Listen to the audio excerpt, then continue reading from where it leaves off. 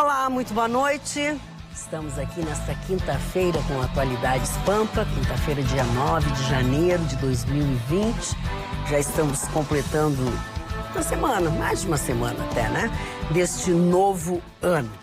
E para não dizer que não se falou sobre este assunto, hoje, numa votação bem diferente, né? Foi eleito, já foi empossado o novo prefeito de Caxias do Sul. Só para lembrar, o ex-prefeito Daniel Guerra já vinha em embates desde que assumiu, né?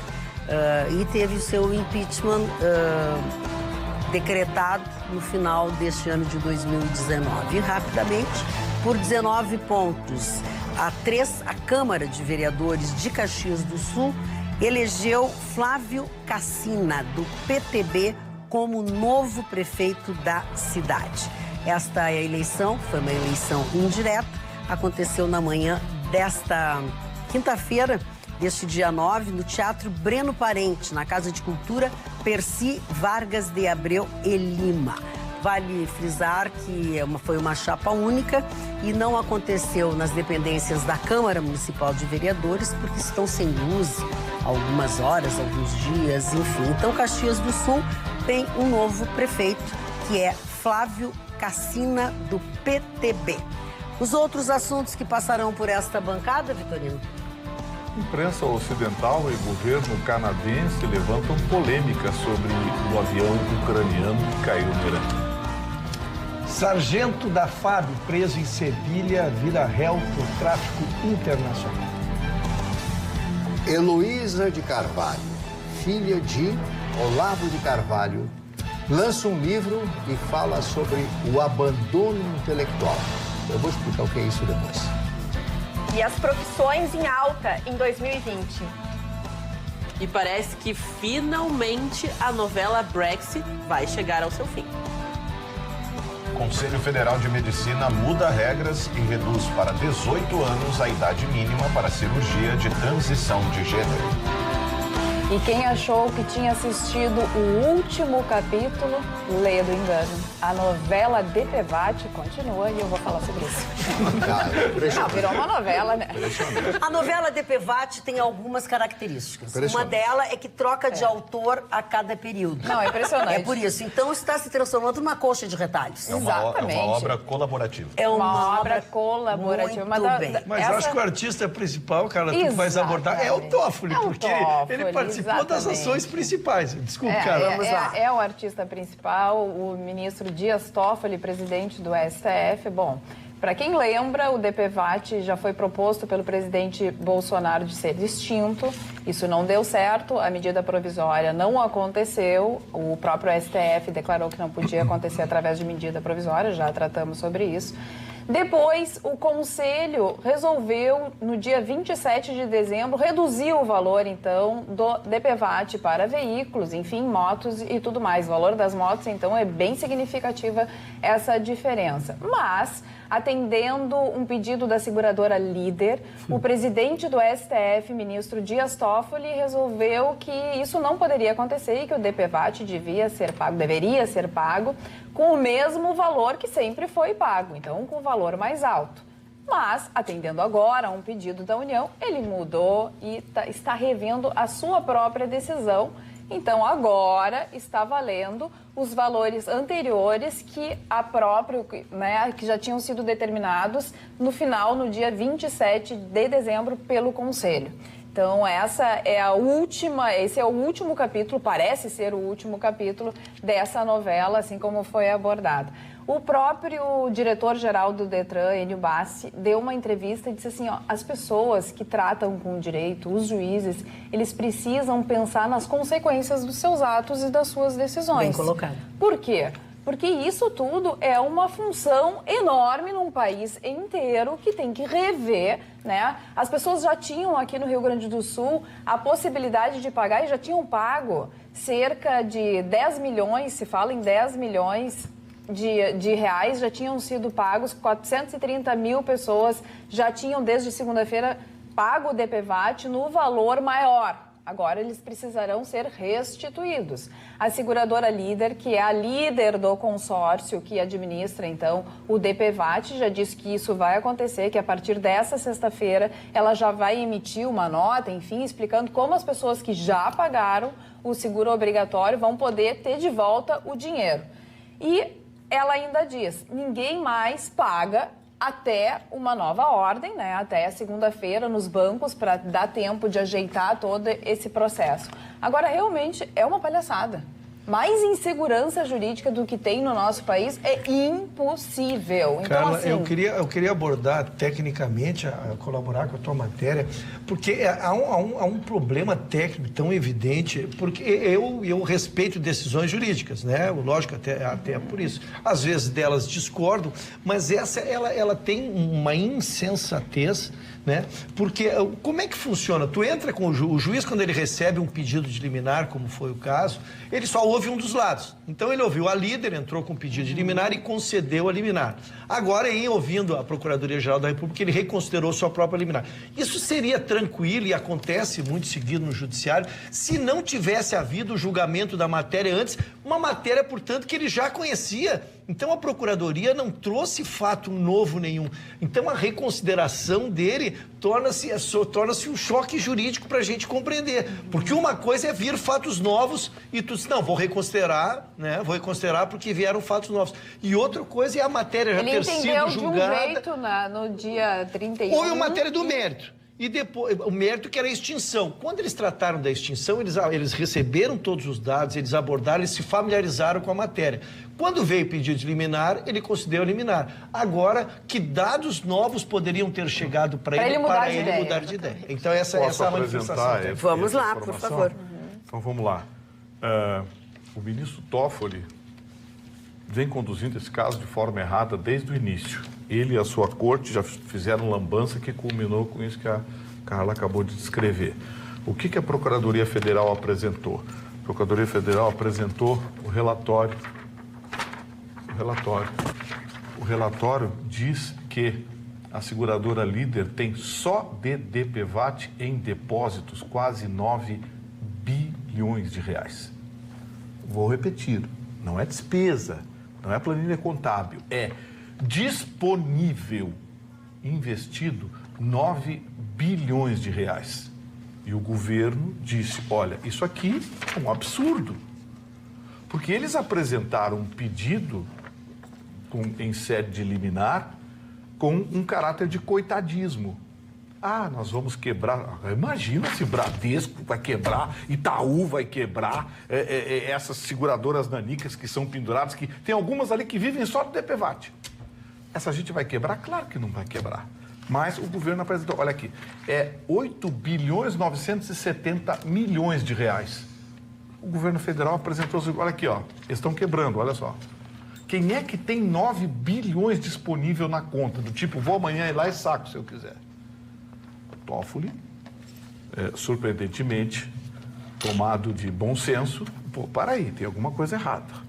E aí determinou que voltasse ao valor original. Na verdade, essa história do DPVAT vem com erro desde sempre. Mas eu quero dar mais um dado, Magda, para não me alongar muito. Esse DPVAT acabou revelando uma gigantesca vigarice também no Brasil.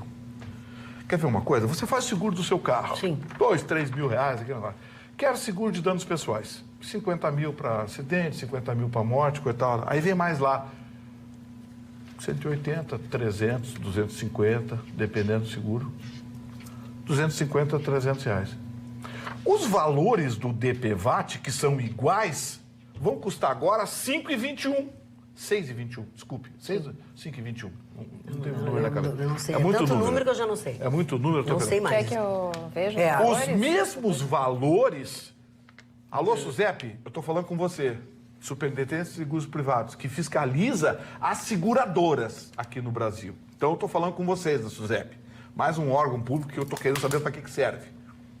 O mesmo seguro, pelos mesmos valores do DPVAT, quando anexados a um seguro de automóvel, custam mais de 200 reais, em média, estou dando a média. Média, para 30 mil de indenização não sei o quê, 50 mil de indenização não sei o quê, 70 mil de indenização não sei o quê. Os mesmos valores, o mesmo seguro, com praticamente as mesmas cláusulas, que é seguro de responsabilidade civil automotiva. Por que que o DPVAT, que se custando 16, fez eles acumularem 9 bilhões, por que que os das seguradoras privadas e individualizados custam 150 e 200 reais? Você não tem... Ninguém fiscaliza? Ninguém olha o cidadão? Ah, mas a seguradora o quê? A seguradora o quê? Qual é a diferença? São as mesmas seguradoras. Se eu entrar numa dessas seguradoras que fazem parte do pool e pedir, eu quero um seguro aqui, 50 mil danos pessoais, 50 mil morte, 30 mil hospitalar, blá, blá, blá. Eu entro lá e peço um seguro desse, é 200, 250, 300 reais. O DPVAT, a 16 reais, fez eles acumularem 9 bilhões de reais em caixa. Eu gostaria, por favor, de uma nota da SUSEP encaminhada a esse programa para explicar o porquê está de braços cruzados há anos com essa vigarice, porque isso aqui é vigarice. Vitorino, só fiquei com uma dúvida aí para contribuir com a tua matéria. Eu acho um absurdo o valor dos seguros, é praticamente impagável, mas enfim... E pouca gente utiliza o valor dos seguros. Porque agora, não sabe, né? Mas não o convém ser comentado. Mas o DPVAT, por ser obrigatório, também é muito mais gente que participa desse bolo também. Por isso o montante, que contribui, por isso o montante deve ser maior. É o que eu penso. Sim, mas... E o outro fica pulverizado, será que não? A questão é que contribui de forma imposta, né? Isso é um cálculo... Isso é obrigatório. Sim, mas esse é um cálculo atuarial. Eu duvido que a diferença seja de 16 para 200 reais. Nenhum cálculo atuarial me explicaria essa diferença. 12 vezes superior. Ah, muito bem, o DPVAT é compulsório, as pessoas não usam, o Fusquinha do seu Zé dos Cachorros lá que a gente despedaça paga isso. Fala do e a Zé, Mercedes e a Mercedes lá da doutora Roberta também paga isso, tudo bem. Só que os valores de prêmio são os mesmos. É a mesma coisa. Os valores de prêmio são os mesmos. 50 mil, 30 mil, é um cálculo atuarial, meu amiguinho. Então, assim, faturar por quantidade, isso funciona para produto industrializado, para média de venda, linha de produção. Mas para seguro, que tem um caráter atuarial e é individualizado, desculpe, eu queria uma explicação sobre isso aqui. Alguém que vai falar sobre isso, senão eu vou fazer uma outra pergunta relacionada ao trânsito, mas que a nossa telespectadora aqui, Vera, diz o seguinte: sobre o não envio do documento do veículo, a gente não paga uma taxa de expedição para essa documentação ser enviada? Paga. E eles não querem enviar, tu tem que buscar, né? Mais um lucrinho, né? E ainda demora uma barbaridade, que o cidadão quita o seu imposto e ainda tem aquele período até que o documento chegue, que só o comprovante não serve como documentação de que ele está pago. E piorou. Não serve, tem que apresentar o documento de rodagem. E piorou. Você tem que estar com ele. E piorou, porque não, Marconi, eu não quero versar. Eu quero versar sobre matéria pública. Agora, por o sistema estar interligado, agora a consulta... Tu pode sim, não tem problema. Não tem problema. Mas piorou, porque eu já tive o STJ agora... Mas isso faz tempo, né? Porque tu não tem usado o carro, faz tempo também, então foi outra época. Isso já renovou agora. Está mais moderno. O STJ... essa mania de pagar IPVA é legal. Eu queria essa mania. Tá antecipado, depois fica todo atrapalhado. Paga antecipado, não chega lá. Não, só a dona Magda... Que bom que o Chicão não está. Dá graça a Deus, Dona Magda, só para que não transite julgados, porque dá uma ideia que nós vivemos numa terra de ninguém. Há um órgão fiscalizador. Sim. O que nós temos que cobrar é desse órgão fiscalizador, a SUSEP.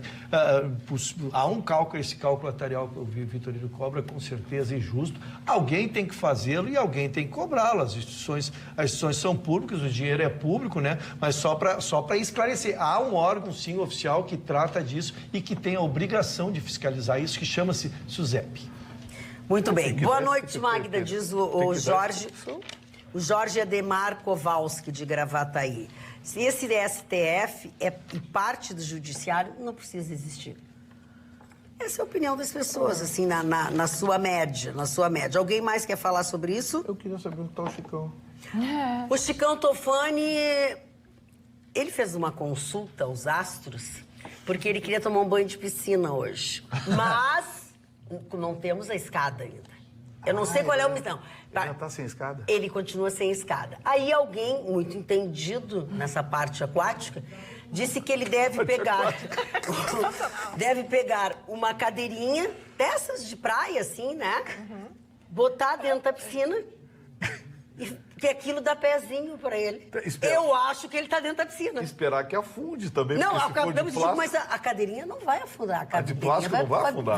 Vai flutuar. E ver como o mar é fofoqueiro. Então eu quero dizer o seguinte, eu acho, porque eu encontrei o Chicão pela última vez hoje, quer dizer, pela última vez nesse dia.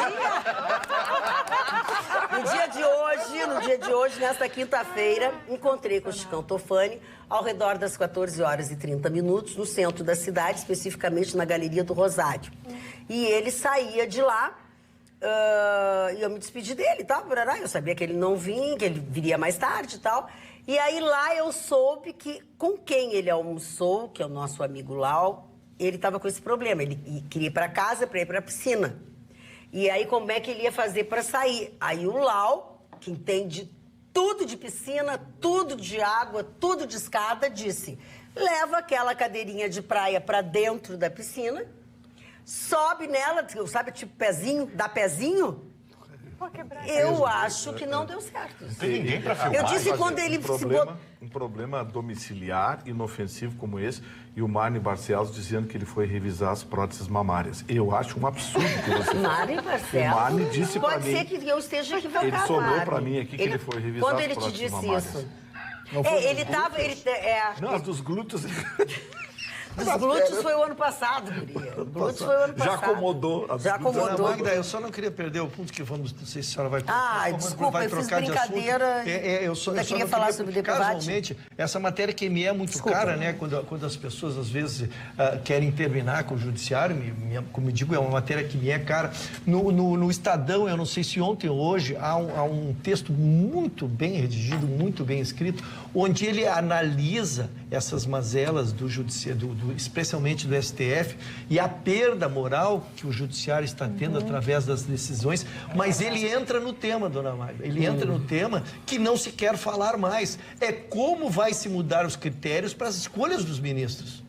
O problema é que as pessoas querem mudar, mas quando passam a ser elas ter o direito de elas não têm mais interesse. Elas não têm mais interesse e não se fala nisso. Então ele aborda o tema ali com muita propriedade. Sugiro, estou dando o jornal Estado de São Paulo, a matéria ela versa sobre um concurso público com prova de títulos, com experiência, com 20, 30 anos, para que quem chegue ali sejam as sumidades jurídicas, pessoas que dedicaram uma vida ao judiciário, né? Ainda assim se submeteriam, Roberto, a uma prova, porque nós temos várias pessoas que teriam esses predicados, e aí nós teremos certeza. Outra cláusula que ele bota e sugere ali, que tenha tempo, para que nós não tenhamos essas pessoas que se eternizam, criam uma dinastia dentro do judiciário, então que seria um período máximo de 10 anos para tu ser ministro, e daí tu sai, dá vaga para outro.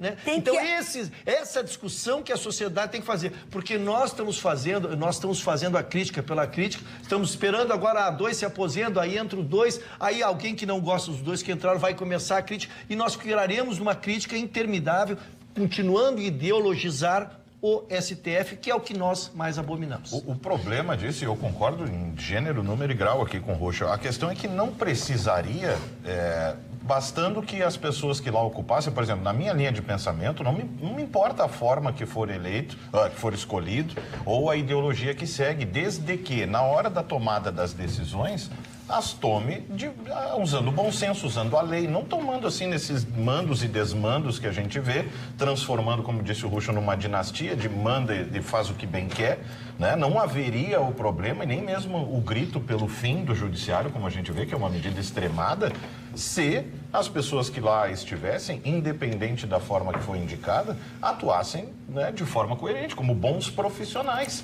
Que é o que se espera. O problema é que... Só antes de passar, Vitor, eu sei que a matéria tinha cara, eu só quero reforçar o que tu está dizendo. Como é que é um juiz? O juiz, ele faz um concurso para juiz, ele é mandado lá, olha, senhores, lá onde o Rio Grande do Sul pode terminar. Tem que começar a carreira. Difícil, ele passa num concurso de 200, 300 por vaga, e onde os 300 candidatos já eram pessoas qualificadas. Aí ele passa, ele é mandado lá para uma entrância, e ele vai vindo, vai trabalhando, vai progredindo, vai chegando próximo da capital. Lá pela Santos ele vira, então, desembargador. né? Por quê? Porque ele trabalhou 20, 25 anos, ele chega aqui... Ele trilhou um caminho. Ele trilhou um caminho. Aí, depois de chegar aqui desembargador, ele poderá chegar à presidência do tribunal, à vice-presidência, mas é uma carreira de competência, de trabalho. O STF pode chegar lá, alguém...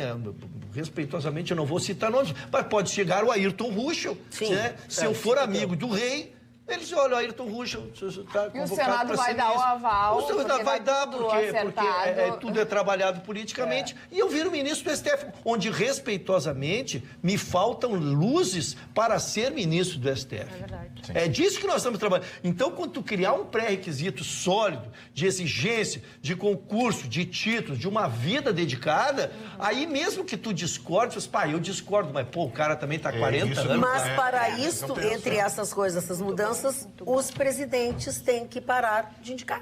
Isso. Ninguém mais indica. As pessoas que vão por mérito, por passarem por um exame, sei lá o quê. Vamos dar nome aos bois. O culpado disso é o Senado. Tem 3 projetos lá para mudar a forma de indicação dos ministros do STF. E tá todo mundo embaixo da mesa lá, se borrando de medo, porque meia dúzia lá tá enrolada. Agora, já que estão falando de judiciário, deixa eu contar mais uma legalzinha. Vocês viram que entrou hoje no Conselho Nacional de Justiça, Tribunal de Justiça de Sergipe? 1 milhãozinho para cada um dos desembargadores em dezembro. A guisa de? Sim, atrasados, penduricalhos e lembrando... Só eu não tenho, nós não temos nada atrasado, nem penduricalho. A única coisa que eu tenho atrasado é boleto. Eu também, que tá difícil. Eu tenho minhas filhas. Tá difícil. Penduricalho tem O estado de Sergipe, desculpe os sergipanos, desculpe, mas é um estado economicamente insignificante para o Brasil. É insignificante. Desculpe, estou sendo sincero. Mas você pegar R$1 milhão, chamar os desembargadores, rapaziada, vem cá. Se o Estado precisa R$1 milhãozinho para cada um aqui. Isso aqui é o atrasado, não sei o quê. Esse aqui é a sua gravata, que é a compensação. Esse aqui é a indenização pelo seu sapato, que não ficou legal. Para aí! O Conselho Nacional de Justiça recebeu a denúncia hoje e vai avaliar. Sabe o que vai acontecer? Nada. Responde, Marconi. Nada. Sabe quanto vales? Como diria aquele que personagem? Como é que o Marconi sabia a resposta? Porque eu amo o Estado Democrático de Direito. Eu acho é só o que ele diz. Coisa bem boa é poder confiar nas instituições. É um mantra. É um mantra. Marli Barcelos. Olha aí. A tarde foi boa, amigo. Tá cansado? Isso é suspiro de amor. Eu lembrei do ministro Weintraub. Impressionante. Impressionante o ministro Weintraub. O ministro sentou-lhe o pau na educação do Rio Grande do Sul. Repete, porque vocês falaram junto. O ministro Weintraub. sentou o pau na educação. Na educação. Muito bem. Disse que era impressionante, só que ele escreveu com C, o impressionante. Impressionante com C, gente. Impressionante com C. Ministro da Educação. Câmbio. Mandou no Twitter. Mas não é o primeiro, né? Não. Quando o Vélez Rodrigues, o ex-ministro, aquele que não falava português porque ele era colombiano, talvez por isso falasse espanhol e tal, não cometia essas gafes, esses erros. Alguém avisou para ele e rapidamente ele tirou esse comentário. Mas não é isso que eu queria falar. Mas eu queria falar sobre isso. Vamos falar sobre isso. Eu queria dizer, Marli Barcelos, que como você disse, não é o primeiro e o que é pior, não será o último. Agora, realmente, o ministro eu chamaria o estagiário e demitiria. Não eu também. Culpa de estagiário. A língua portuguesa. Bom, depois do Kafka e do Kafta, da Kafta, que a gente come lá, aquela coisa toda. E também é uma roupa, Kafta. Ele tem um compilado de erros. Não, aí é o Kafta. É a Kafta. Isso, é o Kafta.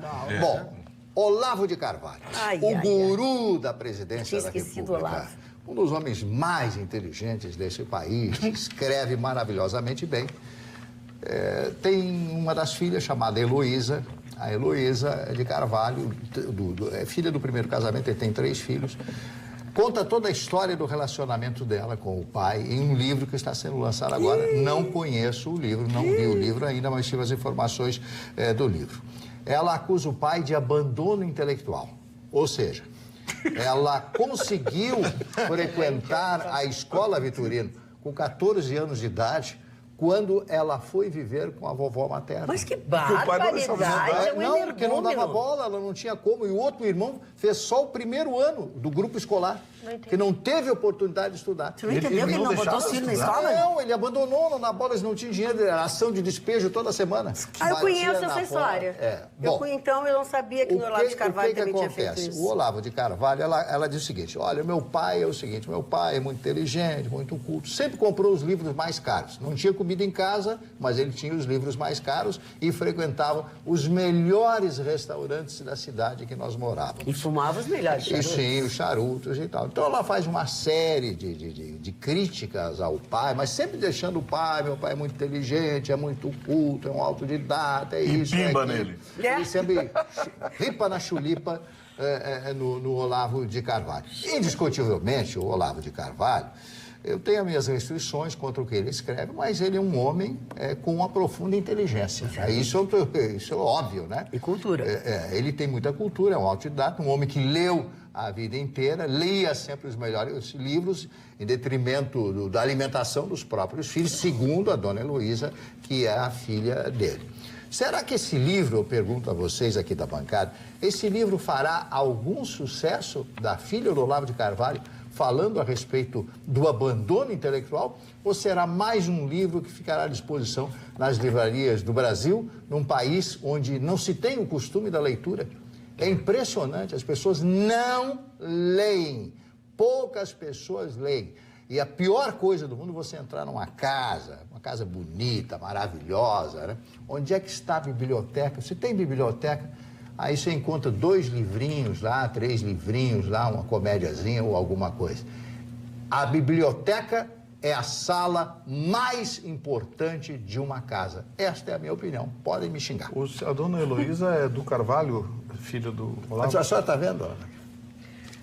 Estou não apenas vendo, como estou ouvindo. Ela não é a filha do Olavo de Carvalho? Mas é que o senhor... Sabe o que acontece, seu Mário? O senhor dá ganja, entendeu? O que é ganja? Ganja dá assunto. Deixa ele falar e aí ele vai... A unha vai, ó, crescendo, crescendo, crescendo. Deixa eu ver só.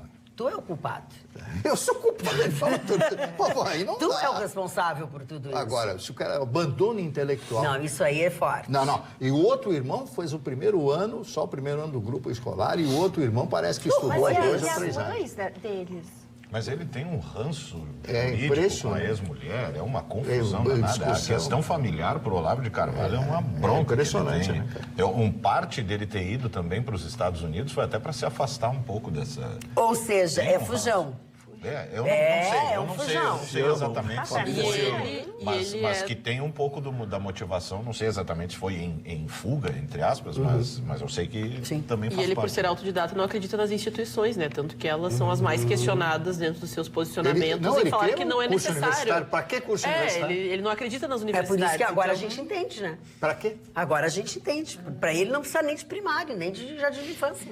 A gente coloca que muitas crianças, às vezes, passam por isso porque elas não têm, né, a consciência do que é necessário para fazer uma matrícula e ir até as escolas. Tanto que nós tivemos recentemente aqui em Porto Alegre a abertura de algumas instituições para fila de vagas e os pais passaram 48 horas, 24 horas nas filas tentando uma vaga para os seus filhos. Então imagina uma criança, né, ter essa noção da documentação que precisa levar. E você nem entende. Quando você começa a conviver com outras, às vezes isso até leva à exclusão social desse indivíduo. Porque a gente coloca que parte da educação, parte de ir na escola também compõe a socialização do ser humano. É lá que você aprende a dividir, você aprende a lidar com crianças, né, que estão na mesma idade, com os mesmos aprendizados. Você, às vezes, é incentivado, às vezes é reprimido por alguma atitude até agressiva que você tenha. Você vê o colega não fazendo isso, você acredita, então não é legal bater no coleguinha se a professora repreende. Então, faz parte do crescimento, do desenvolvimento do caráter e dos valores da pessoa. É verdade, é verdade.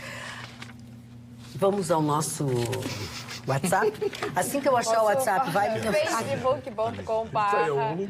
Vamos ao Facebook, então. Qual é o Facebook? facebook.com/atualidadespampa, lá no nosso endereço. O Fernando disse que quanto ao avião que caiu no Irã, suspeita-se de ter sido abatido por um míssil, já está adiantando, né? Um assunto aqui no Atualidades.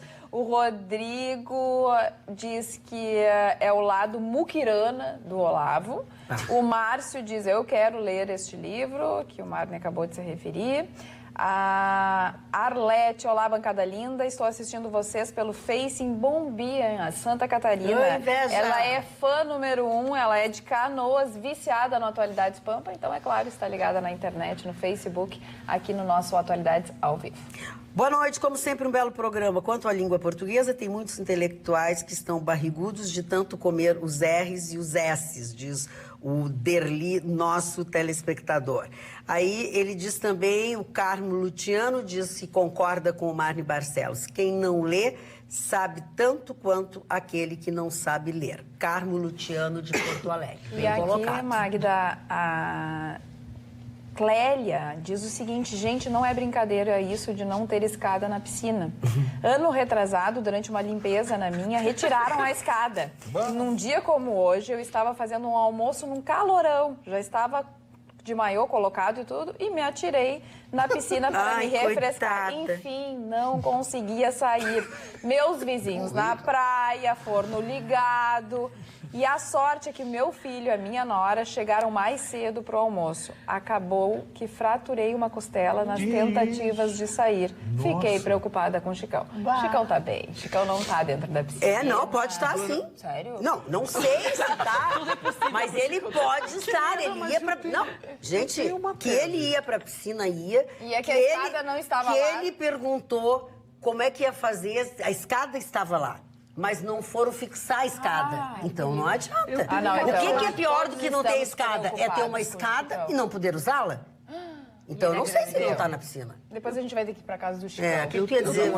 Magda, eu só queria contar uma passagem que me envolve diretamente, porque sobre cortar os S's e cortar os R's.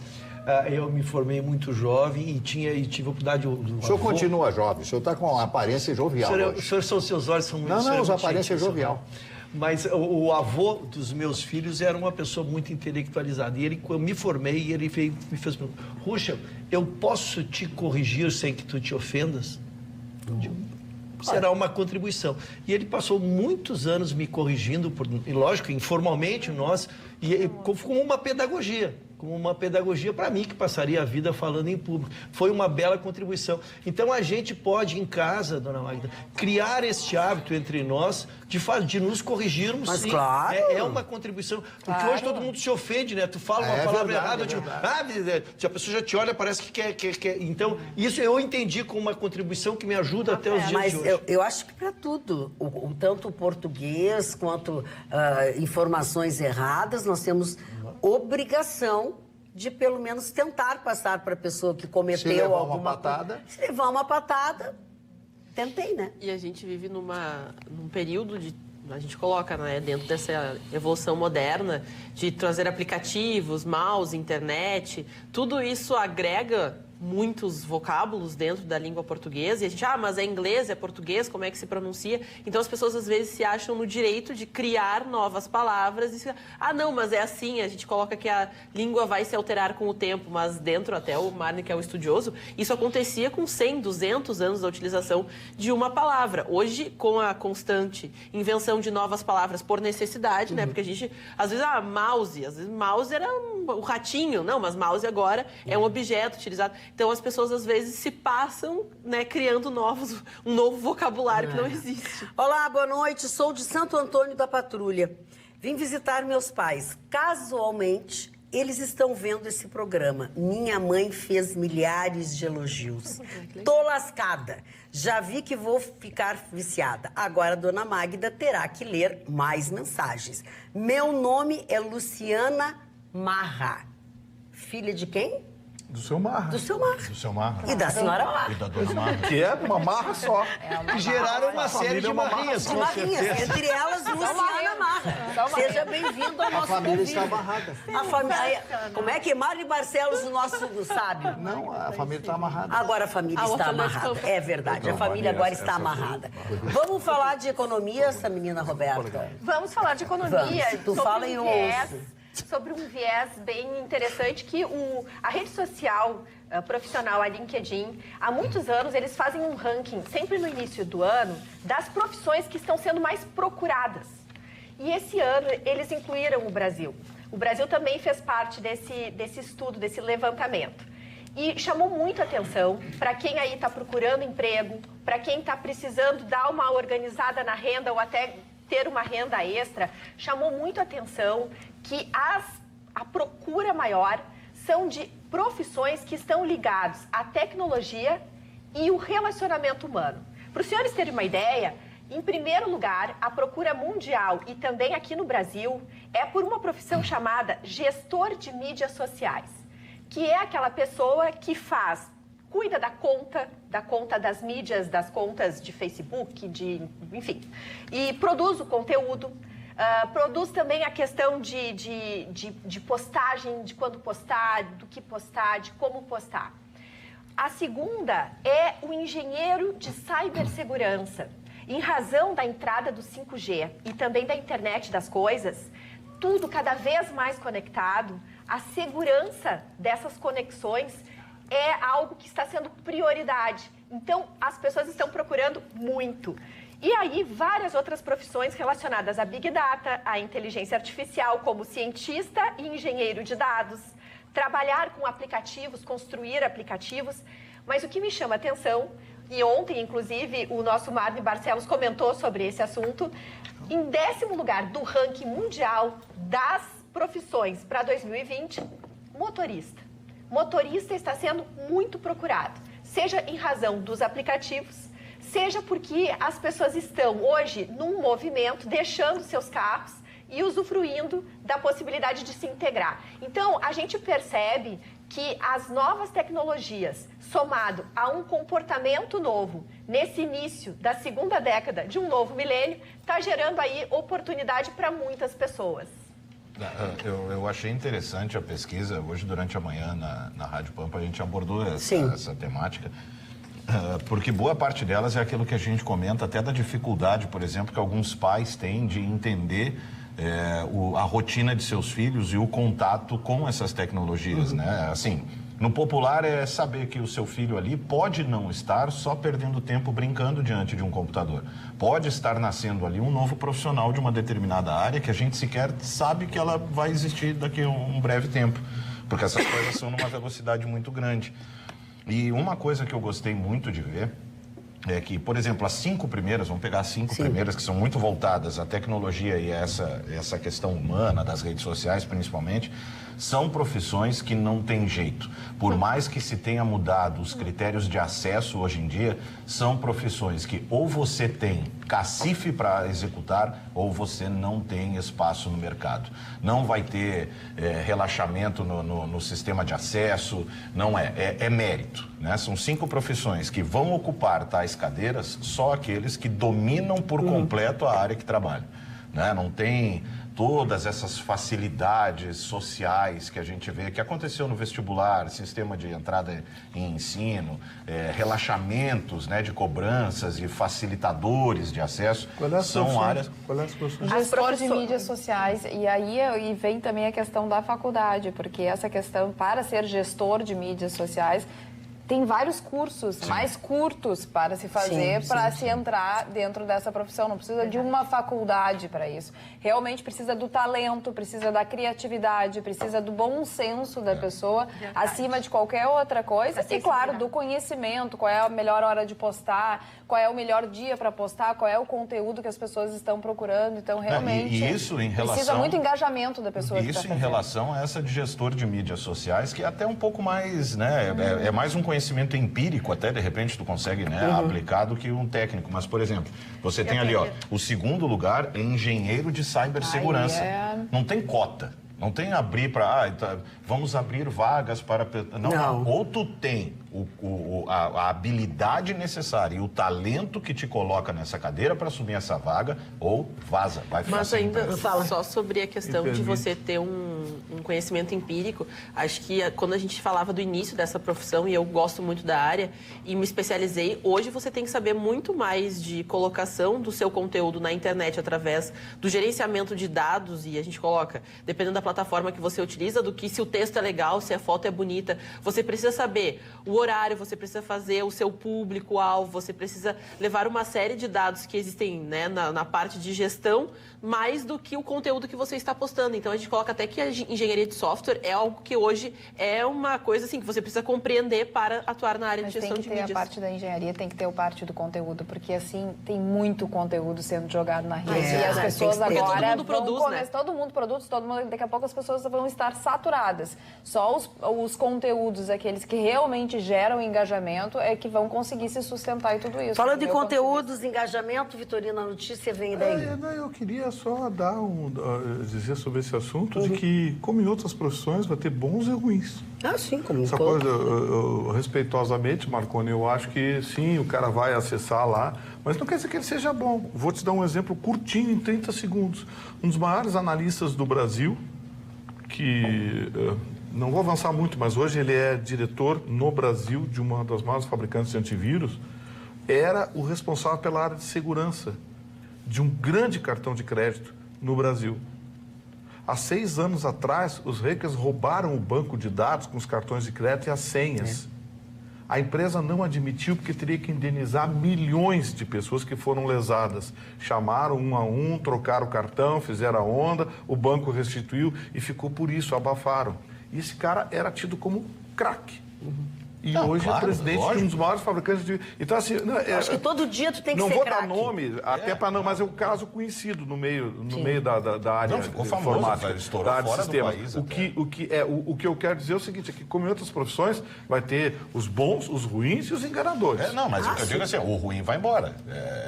Ele vai ter a oportunidade de mostrar teoricamente, até porque também tem pouco... porque o ruim vai trabalhar baratinho. Porque concordando contigo, até também tem pouco profissional em cada uma dessas áreas. Ainda, claro. A PUC, a área de tecnologia da PUC despeja 250, 300 profissionais por ano nessa e para quem área. gosta de gamers, a gente coloca que há 5 anos a gente não tinha essa faculdade, né? Hoje é uma das mais procuradas e uma das que mais curso superior de desenvolvedor. E o próprio jogador, o cara que joga, o jogador é profissional hoje. O jogador é profissional, ganha dinheiro jogando. Os garotos de 16 anos chegam a ganhar 30 mil reais, eles ficam isolados numa casa, eles são contratados por grandes empresas que patrocinam esses jogadores, ganham 30 mil com 16 anos numa casa para participar de campeonatos. Mais do que patrocinados... Isso mais barato, mais do que patrocinados por grandes empresas, as equipes já são grandes empresas. Claro. Elas já têm, além do patrocínio... É que os exemplos que vocês estão dando é do topo da cadeia dessa profissão. É o que a gente quer dizer que, como em todas as profissões, vai ter muquirana... Não, mas a gente fala que... E eu coloco... Porque em um espaço de 2, 3, às vezes 6 meses, você se torna uma referência no mercado. Essa é o bacana de você estar na internet e às vezes nem é associado à qualidade. A gente tem gamers, por exemplo, com seus canais que ganham milhões para divulgar. Assim, você vira daqui a pouco, todo mundo te assiste. O caso aqui, o Lucas Neto.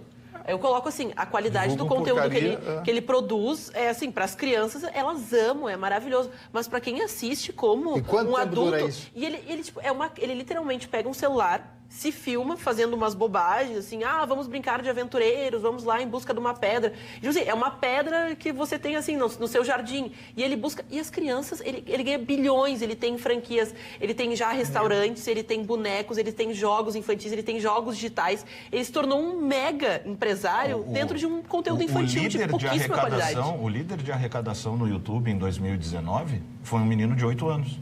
Eu tô me sentindo muito humilhada. Eu quero trocar. Não, eu tô humilhada. Eu tô humilhada. Eu nunca fui tão humilhada. Eu quero ser desembargador no Sergipe. Ele faz os unboxing, aqueles de brinquedos com os pais. A gente brinca, mas é uma humilhação pra gente. Eu quero estender essa nossa discussão também, porque não são só as profissões que estão se fazendo a sua reengenharia.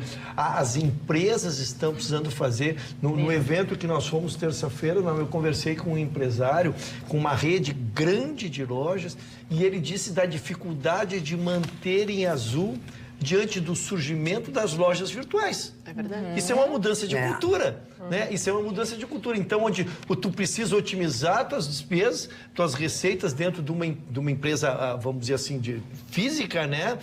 Cuja venda hoje pela internet é zero, o custo é zero. Eu só pego esses profissionais competentes que vocês estão mencionando aqui, crio a loja virtual e só entrego o produto, enquanto lá a loja tem que mostrar o produto, tem que pagar a luz, tem que pagar o ar-condicionado, tem que fazer a folha de pagamento toda, tem que fazer o produto ser atrativo. Então, esta mudança de cultura está fazendo muito difícil. Já é a segundo grande grupo com quem eu converso que se confessa no vermelho e com dificuldade de operacionalizar suas próprias Falando em grupo... Essa tendência vem se acentuando nos últimos tempos. O futuro vai ser as lojas se transformarem em showroom. Sim, mas já tem uma palestra maravilhosa. Grande parte das lojas hoje, você entra, escolhe o que você quer, eles disponibilizam um computador, você compra o computador. Eu tenho um amigo pessoal, ele é diretor de tecnologia de uma grande loja de departamentos aqui, que fez e tá... Claro, aí tem condição financeira, tem cacife para mudar a sua forma de agir, e hoje trabalha em toda essa... Assim, você entrou num site, viu uma blusa... pelo aplicativo desenvolvido por ele, você vai para o site da loja essa em questão, vê se tem a blusa ou algo semelhante em torno dela, ali já dá preço e a possibilidade de comprá-la por ali. Ali, assim, numa navegação de 3 minutos, no banheiro, numa ida ao banheiro, navegou, comprou uma blusa. E vou dizer mais para você, essas lojas já estão ultrapassadas. A rede Torben, americana de supermercados, não tem mais caixa, não tem coisa nenhuma. Você pela internet cadastra seu cartão de crédito, você pega o produto, põe no carrinho, quando você passa... Ele já escaneia. Ele aparece o verde, você pode ir embora, já caiu. Como é que é o nome? Ele tem um nome já, dona Ana me socorre, já tem o nome desse código aí. Os produtos vêm, então todos eles vêm já etiquetados. Isso. E a Amazon, por exemplo, nos Estados Unidos, você se cadastra, né, como cliente, né, preferencial e você recebe pequenos tokens, assim.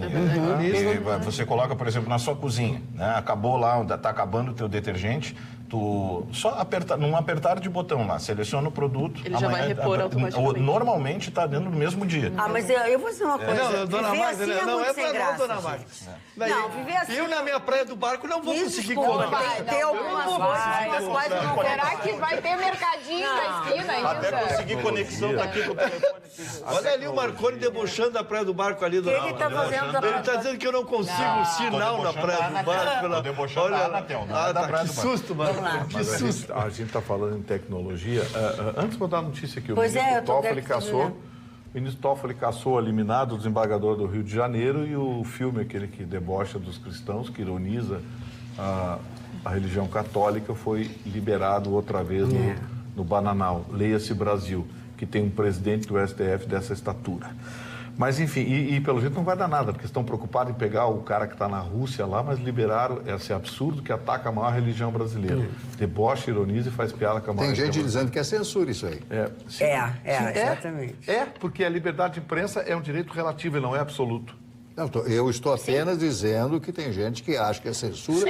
Jornalistas importantes do Rio. Sim, jornalistas importantes da Globo, da Folha de São Paulo. Não, tem a Atualidade Spampa, que eu, né?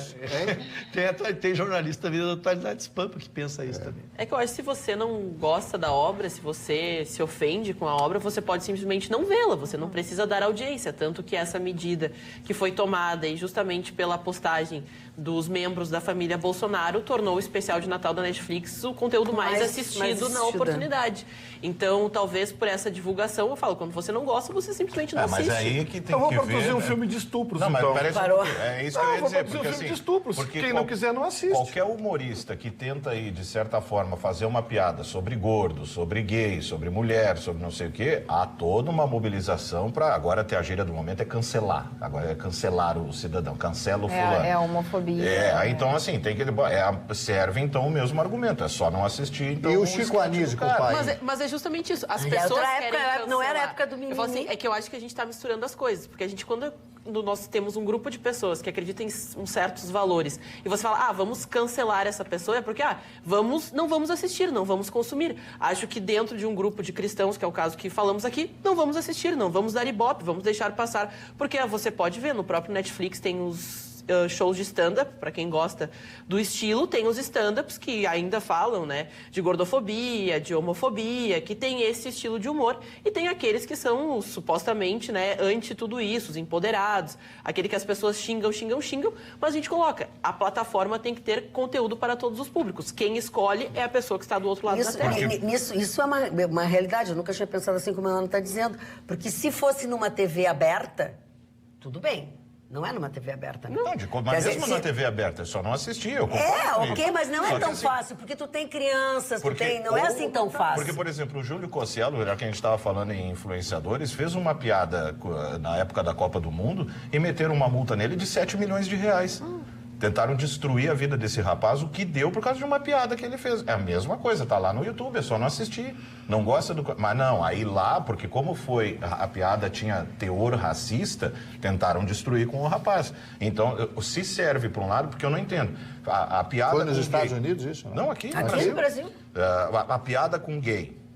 Eu até agora não entendo, porque se no especial do Porta dos Fundos não é homofobia, não é preconceituosa aquela piada, por que outros humoristas fazendo piada sobre gay É que o racismo a gente constitui, né? O crime relacionado, assim, a mas ofender. O religioso mas também que eu confesso, assim, eu não assisti todo o especial, eu confesso que eu não tenho interesse, não, aquela coisa. Eu acho que dentro dessa liberdade. Não sei como eu comecei a assistir, só que aquela coisa. Até que ponto a ofensa, até que ponto aquilo? Porque justamente o ponto da religião, e essa foi a defesa do Porta dos Fundos, é que a figura religiosa abraçaria todas as pessoas, abraçaria todas as causas, então se posicionaria dessa forma. Então, por que existe o preconceito se a figura for homossexual? Se ele pregava, na realidade, que todos são filhos daquela divindade. Essa foi o contra-argumento dentro da discussão. É que tem um tom pejorativo.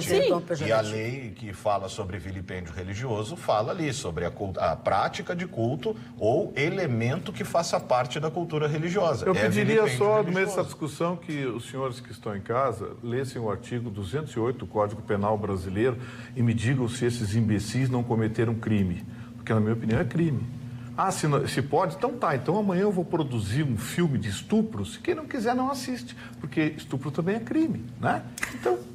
Mas nós temos filmes que tratam desse tema, né, Vitorino? Bonitinha, mas ordinária. Bom, olha aqui, ó, boa noite, bancada, por favor. Ainda não terminem com os supermercados, pois ainda tem esperança em encontrar a dona Magda algum dia fazendo compras. Abraços, Geraldo. Obrigada, Geraldo. E é o ponto onde mais nos reconhece, né? Onde mais a esperança da dona Magda não encontrar você. Não, Geraldo. Ele está falando por ele, né, Geraldo? Não é por mim. Posso fazer um pequeno e rápido agradecimento? Faça um pequeno e rápido agradecimento. Ao nosso amigo, seu Ilgo de Guaíba, que tem uma plantação de mirtilos. E a Gabriela Milanese, a nossa colega, me trouxe ontem uma bandeja com mirtilos. Que frutinha maravilhosa que o senhor queria me surrupiar. O senhor queria me surrupiar. Não, senhor. O senhor queria me surrupiar. Muito obrigado ao seu Ilgo, que ouve a Rádio Pampa. Ele é um cidadão bem informado, ouve a Rádio Pampa e assiste esse programa. Tá, então, Dona já Magda, que tu só para pegar meu mote, porque os nossos amigos, seus amigos que estão lá no complexo do Dodge Sireno, que vai começar o jogo, eles me mandaram uma foto emocionante, é muito bacana. Eles todos lá estão para começar o jogo, com a nossa televisão ao fundo lá e me mandaram a foto. Gurizes, beijos! Beijo para eles, porque a senhora é a maior ídolo que circula por lá. Beijo. Tô louca para encontrar com vocês. Olha aqui, já que tu tá fazendo agradecimentos, Mário Barcelos, eu quero entregar em mãos este livro, que é um presente do nosso amigo, do nosso telespectador assíduo. Eu não posso esquecer de nenhum, então eu preciso usar o meu recurso aqui, tá? Do senhor... Para o Mário Barcelos. Bonotto. Tá? Ele esteve hoje lá no centro, na Galeria do Rosário. Ele é um homem aposentado, tem 2 netos de 7 anos e ele é, por natureza, por querer, um artesão. E aí ele faz artesanatos como este. Não vai dar porque é muito pequenininho. Tá? Alguém me ajuda ali. Artesanatos como este, que são bicicletas ou motocicletas, e ele não vende, tá? Ele não vende. Eu estou mostrando para vocês. Ele mandou uma caixa cheia para todos nós aqui. Teve o cuidado, o carinho de mandar cor-de-rosinhas para Violetinha, enfim. Vitorino também. Sabe que eu posso mostrar aqui? Mostra. E olha o que ele fez ali, porque ele mora na frente da Redenção.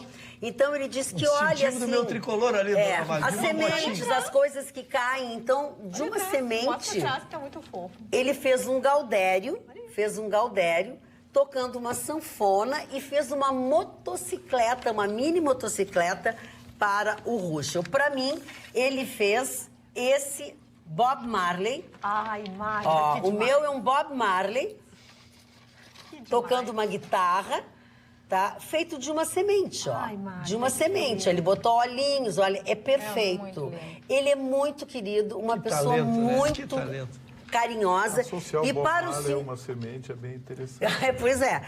E para o Marne Barcelos, ele mandou esta relíquia, Marne Barcelos. Por favor, fale do seu presente. Eu preciso enxergar aqui, né? Stefan Zweig, né? O grande mestre Zweig, né? Que morou no Rio de Janeiro, morreu no Rio de Janeiro, suicídio. Por que o doutor Stefan Zweig se suicidou? Porque ele viveu a época do nazismo, ele era judeu. E ele ficou tão traumatizado com o genocídio que aconteceu na Europa que ele suicidou-se. Este homem extraordinário, olha que livro extraordinário. Que ano é isso aqui? Mostra as folhas, Mário, olha que coisa linda isso aí. É uma peça rara.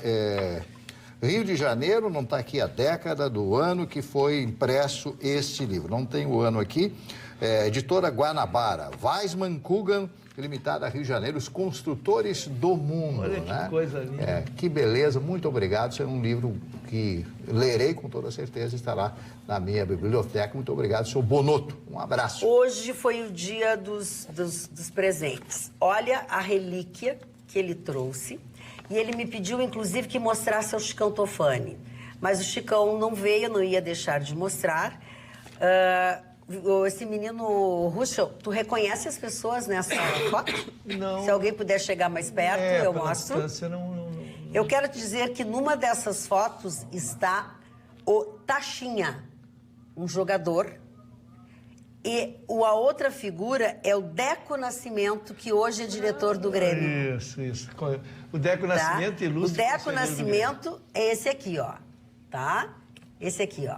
E o Taxinha, ele diz que o Chicão sabe muito bem, ele foi um jogador também do Internacional, tá? E ele manda essa pequena lembrança para todos nós. Também foi uma pessoa que eu me encontrei. O nome dele é Gilson Severo Baraldo, o maior nome do futebol amador de Porto Alegre, Taxinha. Então, assim, ó, foi um encontro hoje maravilhoso, também com outras pessoas que mandaram beijos. O Mário de Vargas, do Correios, que mandou para ti uma carta. A Laura... Me deleitei com ela também.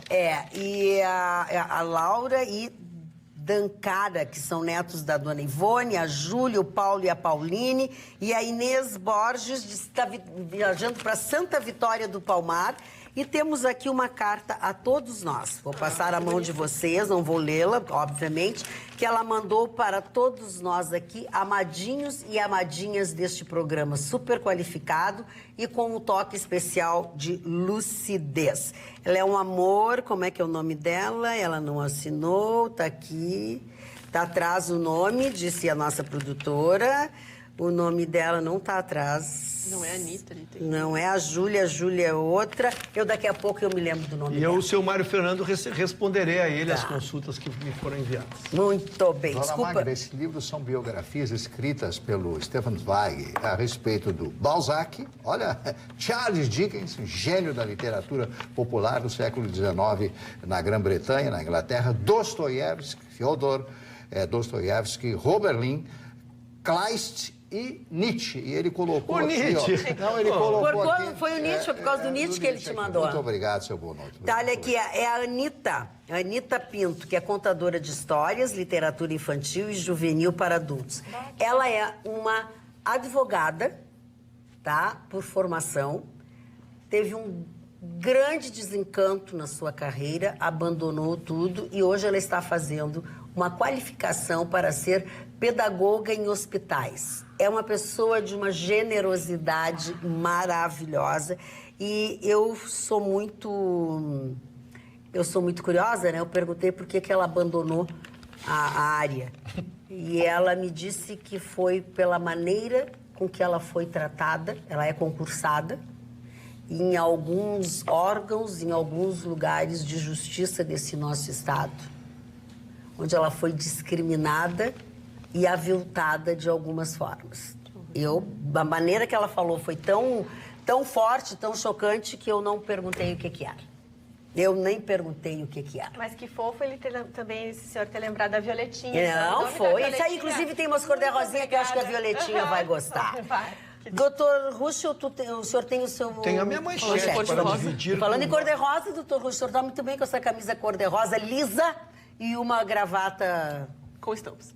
O senhor melhorou muito ultimamente. Desde o amigo secreto. O senhor teve um percalço logo em seguida do amigo secreto. Depois o senhor entrou no trilho. Eu acho.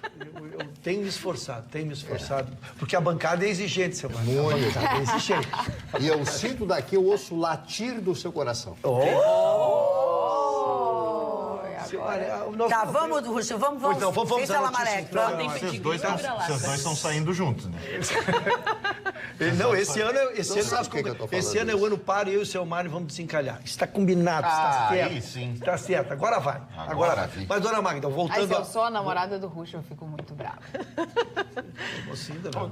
Exatamente. Desarmou? Não é verdade? Vai se arranjar. Mas vamos voltar para o sargento Fábio. Vamos lá. Não, na verdade, dona Magda, a matéria é muito séria, o nosso ambiente de descontração, ele é querido, mas a matéria é muito séria. Lembram aquele avião da FAB que saiu daqui para antecipar alguns atos do Executivo e foi pego com 37 quilos de cocaína. Sim. Lá em Sevilha, na Espanha. Vamos primeiro para a parte do processo. Agora ele virou o réu. Ele virou o réu aqui no Brasil, através de um processo de cooperação entre os países, onde a citação é via acordo. O réu foi citado lá, portanto, agora tornou-se réu. Mas ele está sendo processado na Espanha, onde é pedida 8 anos de prisão para ele e mais 18 milhões de reais, já trazendo para a nossa moeda. Isso que é pedido lá.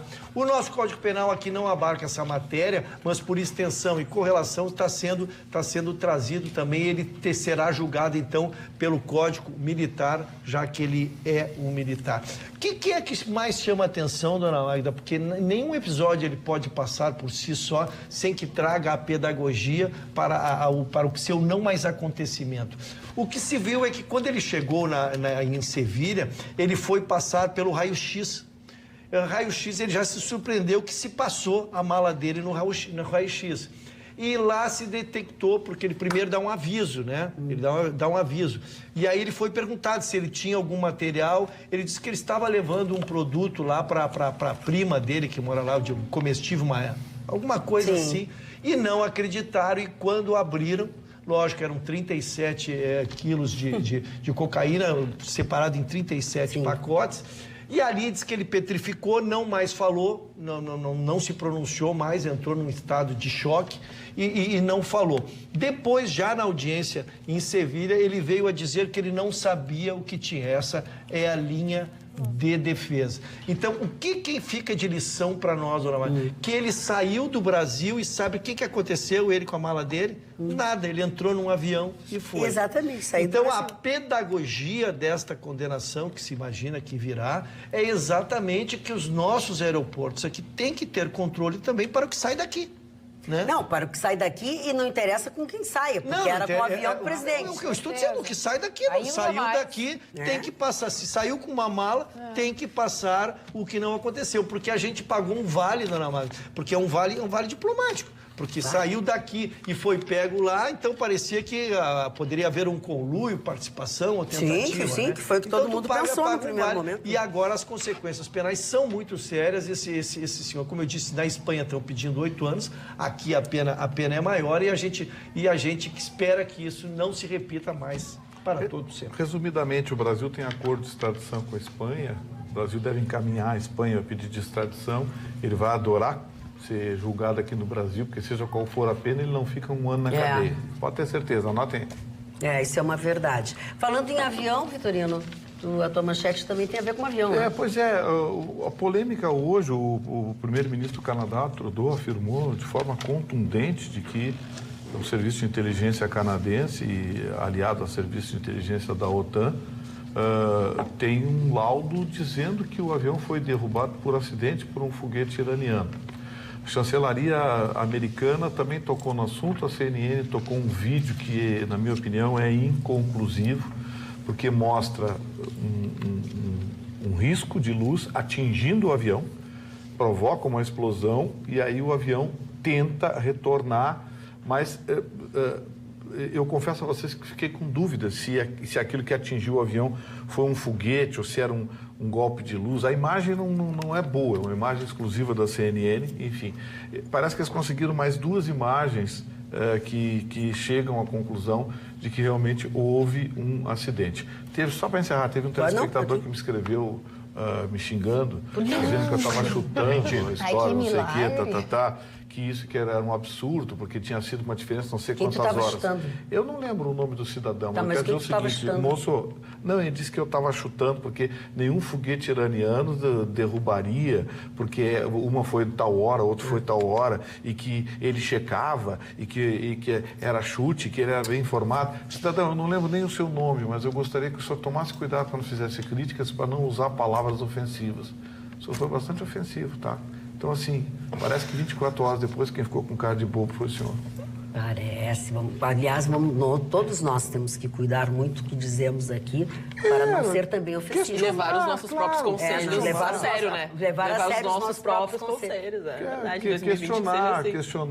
Questionar. Não. Bom, também depende, né? Tem bate e volta, mas aqui ninguém está batendo em você, né? Vinícius Mito mandou um e-mail. Parabéns pela nova bancada. O estúdio está muito bonito no vídeo. Ainda não tinha visto. Eu digo, onde é que ele andava esse ser? Onde é que andava esse ser?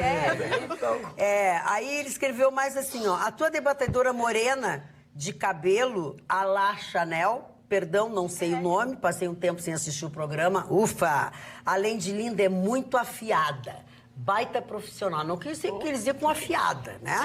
Mas agora se entende que o Vinícius tinha parado de ver o programa. Mas, por falar em novas casas, né, mudar de ares, a gente sabe que aqui no Litoral Gaúcho, né, a gente abre a temporada de verão e a gente acaba se mudando durante um período para o litoral. Quem pode, né? Quem não pode fica aqui em Porto Alegre e vai no final de semana. Então, se você é uma dessas pessoas, passe na Casa Almari. A Delmundo /Shopping Sul está lá com toda a sua equipe. Tem massagem, tem drenagem linfática para o pessoal que acaba exagerando no champanhe, acaba se passando um pouco nos comes e bebes. Então vá lá, procure a Lu, porque é extraordinária a massagem e a drenagem que ela faz. Passe lá na Casa Almari Delmundo /Shopping Sul. Pois eu quero dizer que eu fiz uma descoberta muito legal ao ter sido a pessoa que a Ana tirou de amiga secreta.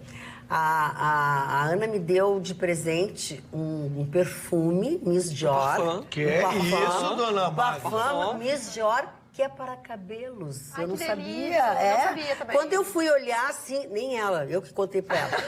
Nem ela. Eles indicaram, ela deu. Adorei. Porque diz que tá saindo muito, diz que é um dos produtos mais procurados. E aí, quando eu olhei, era para... Que máximo, é tribom ter cabelo... E não tem nada melhor que abraçar alguém que tem um cabelo cheiroso. Portanto, eu estava querendo dizer que podem me abraçar, que eu estou cheirosa. Nada disso. Vitorino. Eu quero mandar um abraço especial a um apoiador que está começando hoje aqui comigo no nosso Atualidades Pampa. Mandar um abraço para o Mauro Calduro, para o Júlio Calduro, pai e filho, que são 2 dos maiores especialistas em armamentos do Brasil, treinadores e profissionais. E a partir de hoje, o Thunder Clube de Tiro passa a ser um dos meus apoiadores. Então, quero transmitir a eles o meu abraço, o meu agradecimento.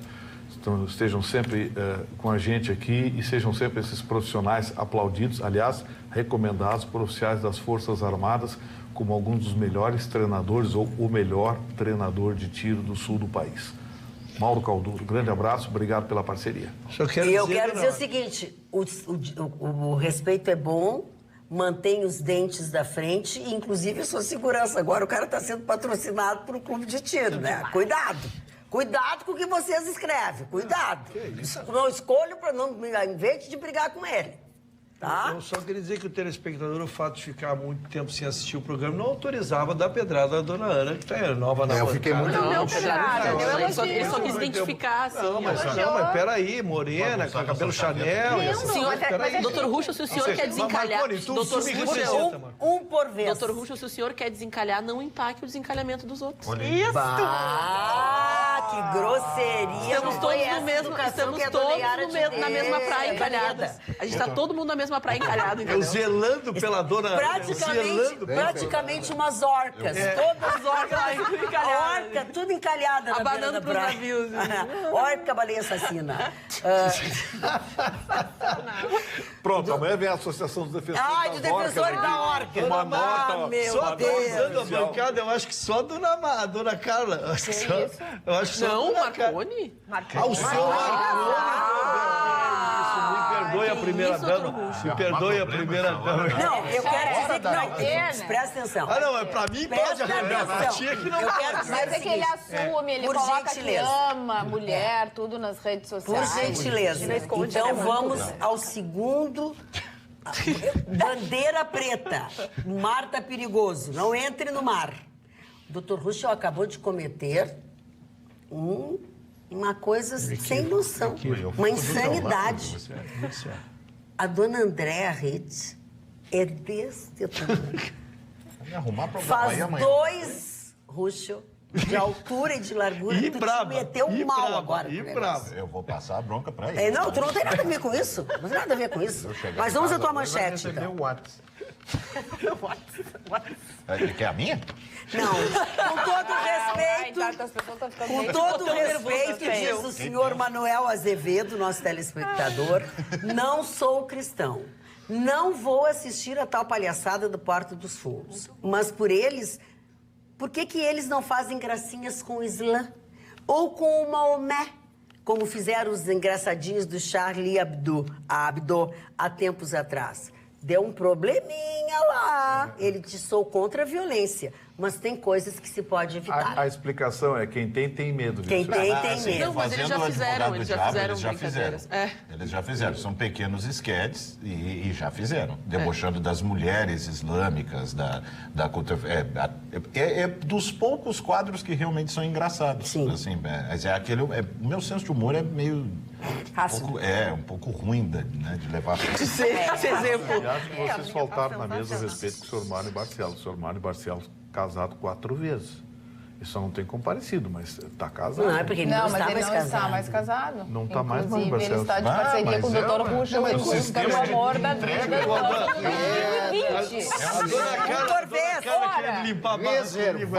Reservado. Mas é um sistema de delivery isso aqui. É um entregando o outro do carro. É impressionante. Isso que fica à vontade. O senhor Mário Barcelos, senhor, olha aqui, eu não quero dizer um por cada vez, é um por vez. Mas o seu Mário não está sob o manto do matrimônio. Não, sobre ninguém ele pode fazer o sexo eventual. Olha o português. Ele não pode ser criticado. Como é que foi de novo? Como é que foi parar nisso? A pergunta do Marconi, o senhor pode responder essa pergunta? Eu responder não posso. Não, perguntar. Como é que para nisso? Como é que foi chegar Como a gente chegou até aqui? Tudo começou quando eu passei a palavra para ti. Para tu leres a tua manchete. Eu sabia que a marcaste de bobeira. Não, melhor não. Era minha mesmo? A Carla tem que estar... É para se manter quieta. Olha aí, cara, bem feito. É que ontem o telespectador dizia assim no Facebook, fala, Carla, fala. Eu resolvi falar, aí, ó. Eu tô me mandando ficar quieta. A Carla é muito implicante, dona Magna. A Carla é muito implicante. Vamos lá, Marconi, vem com a tua manchete. O vestiário rachou aqui ainda. Eu sou defensora das mulheres. Tá, Dani? Muito bem. A manchete diz respeito ao Conselho Federal de Medicina, que alterou algumas regras e agora reduziu, então, para 18 anos de idade, a idade mínima para a cirurgia da chamada transição de gênero. Até então, essa idade estabelecida era de 21 anos e essas novas regras foram publicadas hoje, saiu no Diário Oficial da União, que amplia, né, esse acesso à cirurgia e também, além disso, ao atendimento básico para os transgêneros. O vice-presidente do Conselho Federal de Medicina, o senhor Donizete Dimer Filho, ele disse que essa resolução visa, na verdade, proteger os pacientes, porque assim como a questão do aborto, inevitavelmente, ou acabava se procurando no exterior, né? O exterior é até uma prática bastante comum, relativamente comum, ou métodos absolutamente selvagens, né? Para se levar adiante essa transição. O vice-presidente, ele considera que não como uma liberalização ou uma manobra de incentivo, por mais que, logo eu trago um detalhe que também é preocupante, ele considera que isso seja uma adequação no sentido de não se trazer mais prejuízo para essas pessoas que, porventura, né, não se identifiquem com o seu gênero de nascença. Aqui, a nós nos interessa em que sentido? A relação com o SUS. Né? O SUS agora está estudando ainda se vai incorporar essas mudanças nas suas operações. A representante do Ministério da Saúde, a senhora Maria Inês Gadelha, diz que essas regras serão agora então analisadas pela Comissão Nacional de Incorporação de Tecnologias no SUS, mas não há ainda um menor prazo definido para que isso ocorra. Lembrando que essa decisão do Conselho não é automática para o SUS, como algumas outras acabaram sendo ou costumam ser. Um psiquiatra foi ouvido, o senhor Alexandre Sade, que é coordenador do ambulatório transdisciplinar da identidade de gênero e orientação sexual do Hospital das Clínicas da Universidade de São Paulo. Ele explicou que há todo um processo de credenciamento agora, porque não é só o processo cirúrgico, as alterações vão cuidar aí também de monitoria, né? Uma espécie de um acompanhamento pré e pós-operatório. E aí entra o ponto mais nevrálgico dessa situação, que é crianças e adolescentes. E aí a bronca se dá, né? É a discussão toda. Essa portaria passa a estabelecer, então, que as crianças e adolescentes consideradas transgêneros devem receber não só a questão da possibilidade ou do facilitador da cirurgia, mas também um tratamento de equipe multiprofissional e interdisciplinar sem nenhuma intervenção hormonal ou cirúrgica, ou seja, é no sentido de um trabalho psiquiátrico. Sim. De entender por que isso. Porque o número de arrependimentos depois da adolescência é gigantesco. Impressionante. Nos últimos 5 anos na Inglaterra, que foi feito um estudo mais recente, eu não trouxe porque estava em inglês, era complicado o estudo técnico, aumentou do ano 2000 até 2016 em mais de 1000%. O caso de arrependimentos pós-operatórios. Aí tem aqui outros detalhes, né, sobre os critérios, mas eu fiz questão de trazer 2 detalhes, 2 pontos rapidinhos. Né? A primeira cirurgia, a gente pensa que é novidade aqui, né? Mas essa primeira cirurgia aqui no Brasil foi feita em 1971 pelo cirurgião Roberto Farina, que olha só o curioso, ele chegou a ser condenado por isso. Ele foi condenado e ele também fez a primeira cirurgia em um homem transexual no Brasil. E o paciente foi um escritor e psicólogo, o senhor João Neri, que é autor do livro Viagem Solitária, Memórias de um Transsexual 30 anos depois. 2 psicanalistas que são autores do livro Transsexualidade, O Corpo entre o Sujeito e a Ciência, o senhor Marco Antônio Coutinho e a senhora Natália Pereira Travassos, eles ressaltam esse número crescente de casos de destransição, que é um processo violento, muito invasivo, pior do que fazer. E pior, ele ressalta essa frase, né? Torna-se impossível porque as operações de transição são irreversíveis. É isso que as pessoas têm que pensar, né? Mari Barcelos, eu não estou fazendo nenhuma associação com o assunto, isso aqui é a tua hora de falar. Que graça. Não. Honestamente, eu num primeiro momento fiquei chocado. Não, mas eu vi, vocês me olharam quando eu disse Mari Barcelos. Tá sempre chocado. Grosseria, graça nesse lado da bancada. Rachou.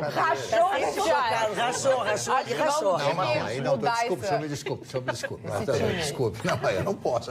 Não provoque não cutuca a onça com vara curta. Isso também foi uma alusão? Não, agora falando sério. Hoje também foi uma alusão? O aniversário de uma das maiores filósofas e feministas, Simone Beauvoir. Simone Beauvoir, que teve um casamento aberto. Imagina naquela época com Jean Paul Sartre. O que é um casamento aberto, seu Marcos? Ai, meu Deus do céu.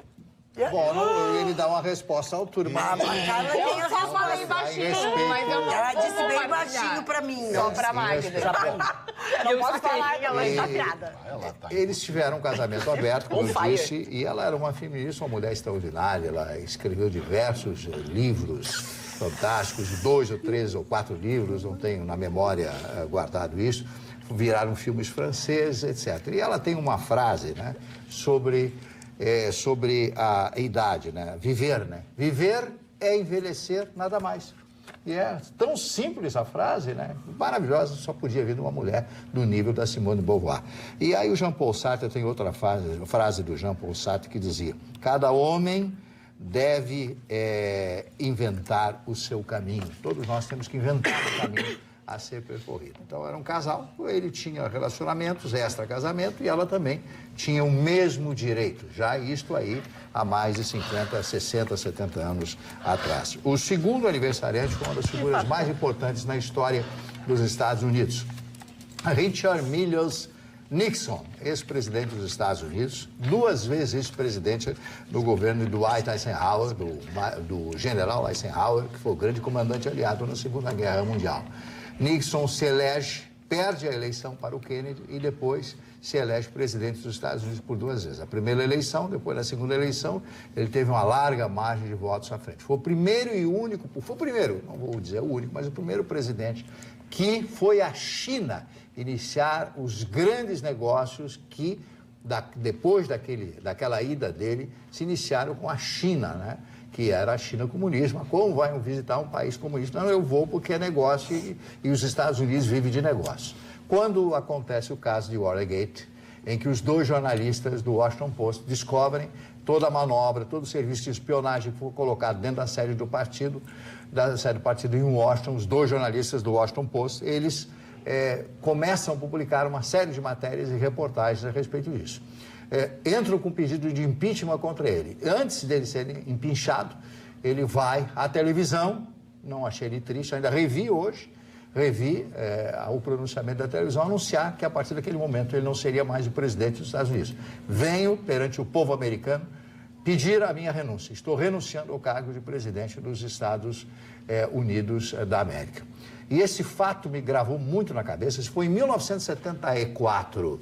Porque o locutor que anunciou isso, para mim, até hoje, não conheço um locutor de notícias como foi o gaúcho de São Gabriel, Heron Domingues, que fez o Repórter-esso, que era locutor do Repórter-esso. Só ele, ninguém mais conseguiu fazer a voz dele era marcante, ele abria, senhoras e senhores, opa, alguma coisa importante aconteceu. Então, nunca esqueci, ele ficou de plantão 4 dias esperando a renúncia. Ele dormiu dentro da TV Globo. E teve um infarto violento. Já não se faz mais profissional como antigamente. Ficou dormindo no sofá, esperando. Me acordem quando ele fizer. Aí, 11 horas da noite, 10 horas da noite, quando for para a televisão, ele recebe a informação, coloca um pouco de pó na cara, etc., e vai e anuncia isso. O presidente Richard Nixon acaba de renunciar, etc. Bom, o outro aniversariante de hoje, Otto Glória. Otto Glória é uma lenda do futebol internacional, era brasileiro, técnico da seleção portuguesa, que na Copa de 66 ganha do Brasil de 3-1, desqualificando o Brasil já no início da Copa do Mundo. E depois treinou o Grêmio, seu Mário, por 3 anos. Eu não sabia que tinha estado aqui no Grêmio. João Cabral de Melo Neto, esse todo mundo conhece, a figura, morte, vida severina, o grande poeta, foi diplomata também. Outro aniversariante, meu querido amigo Paulo Goulart, ator de televisão, fez uma série de novelas na televisão, na TV Globo, na antiga TV Tupi, casado com a Anissete Bruno. Paulo Goulart foi meu amigo pessoal, dono de um belíssimo restaurante ali no Rio de Janeiro, em Copacabana, restaurante que eu também frequentei muitas vezes. E os filhos todos atores, né, seu Mário? Como? Sim. Os filhos são o Paulinho, que é filho dele, Paulo Goulart filho, tem a Bárbara Bruno e a outra menina que é uma grande atriz, me deu um branco agora, daqui a pouco eu lembro. Uma delas arriscou na música também, não tem? Essa eu não sei. Bom, essa o Vitorino conhece, Joan Baez. A Joan Baez fez uma homenagem muito bonita no Festival de Woodstock, quando no meio da noite ela disse que ia cantar uma canção para alguém que estava preso porque se recusou a matar uma pessoa que não conhecia. O marido dela estava preso porque não quis ir para a guerra do Vietnã. Ela começou a cantar a canção ao violão, era por volta de 3 horas da manhã, no parque de Woodstock, na periferia de Nova York. E no meio da canção ela começou a chorar, não conseguiu terminar a canção e o público terminou a canção cantando por ela. Uma das cenas mais lindas do Festival de Woodstock. Uma voz intimista, né? Uma voz intimista. Era a parceira do Bob Dylan e muitas das letras do Bob Dylan têm participação dela. E para finalizar, um criminoso argentino chamado Cláudio Canidia, que tirou o Brasil da Copa do Mundo. O Canidia, aquele gol que ele fez Que ali. gol, que lindo, né? Bom, encerrados os aniversários. Livrou o Tafarel, entrou com bola e tudo. Muito. Só um minutinho, a dona Ana não falou da manchete dela ainda. Não, é que houve um comentário paralelo na bancada, eu gostei depois de esclarecer, mas vou aguardar. Mas é isso em off, não, ninguém viu disso. Vamos lá, Ana, tua manchete, Ana. Mas por falar em finalizar, antes que outras coisas na bancada, amizades se finalizem aqui, vamos falar rapidamente, então, do Brexit, que então é a saída do Reino Unido da União Europeia. O Boris Johnson finalmente conseguiu, então, aprovar na Câmara dos Comuns, pelo placar de 330 votos a 231 votos, a questão do texto, então, o projeto final para a saída, então, do Reino Unido da União Europeia. Dentro dessa concepção, agora vai passar para a Câmara dos Lordes e depois da Câmara dos Lordes vai para a instituição máxima, a rainha. Se a rainha assinar, vira uma lei. E a previsão é que, então, o Reino Unido saia no dia 29 de janeiro, 2 dias antes do prazo máximo que foi estabelecido pela própria União Europeia como a última oportunidade, então, para o Reino Unido se decidir. Ou vai, ou fica. E ainda, só para a gente trazer um retrospecto, há quanto tempo a gente fala desse assunto, o plebiscito aconteceu no dia 24 de junho de 2016.